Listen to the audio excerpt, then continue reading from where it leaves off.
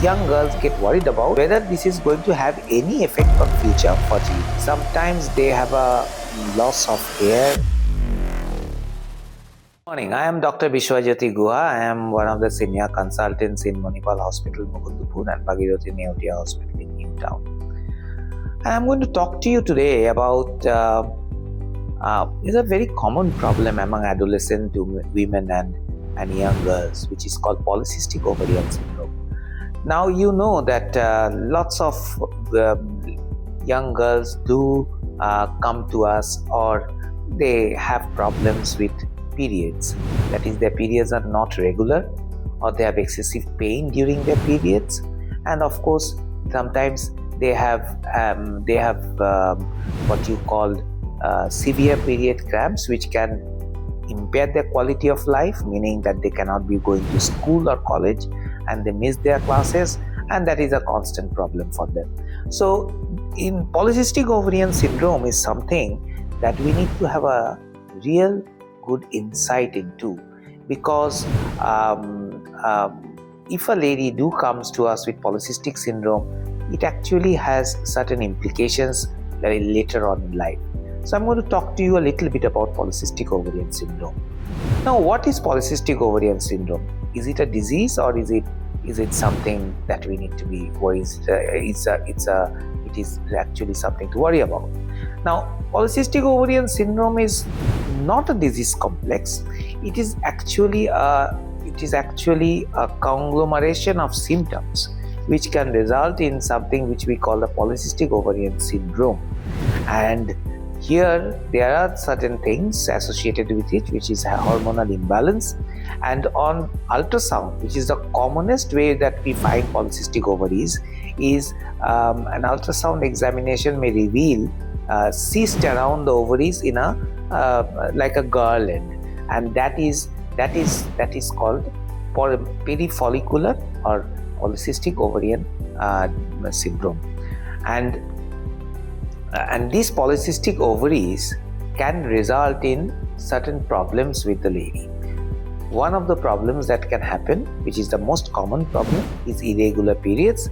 That is, the periods are either very scanty, that is less in amount, or it comes in intervals of more than a month, or they become very irregular in their occurrences. So it's a constant difficulty to keep the periods on the track for this kind of ladies.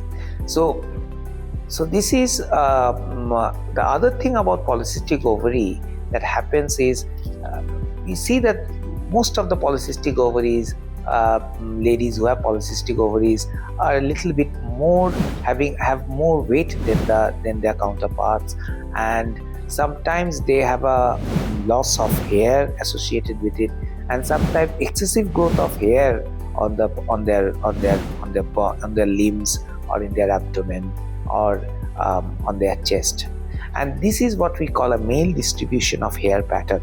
So when you have these kind of symptoms, then more or less we know that there is something called polycystic ovary associated with this kind of conditions. Now, what is the treatment of polycystic ovaries? Now, there is no definite treatment of polycystic ovaries, but there are certain. It is a lifestyle disease, so certain changes in the lifestyle, such as trying to reduce weight, avoiding fast food, having a very nutritious diet, and the main thing is to try to reduce weight. If the weight is reduced by even 1 or 2 kgs, the periods become much more regular, and the period becomes, the amount of bleeding increases, and the lady feels much more comfortable with the disease. The other thing that we need to talk about is something that young girls get worried about, that whether this is going to have any effect on future fertility. Well, if your periods are regular, and if you can make them regular by medicines or otherwise, then the chances of you having problems in future to conceive later on in life is much less. But of course, it is a known fact that ladies with polycystic ovaries there is an increased incidence of subfertility associated with them, and so in those kind of ladies we have to treat them accordingly. But this is something they need to be aware of. The other thing that the mother usually comes and asks us that, shall I need to marry my girl off quickly so that she can conceive quickly? The answer is emphatically no, because the girl has to develop herself. She has a big career to build, so there is no reason why she should be married off so that she can have a child as soon as possible.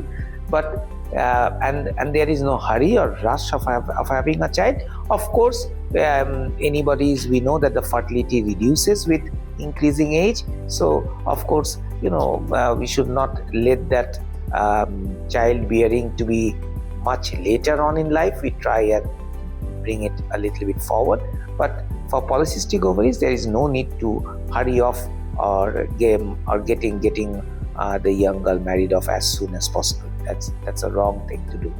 So this is mainly about polycystic ovaries, and there are many further questions. If you have anything further queries, please do inquire. Thank you.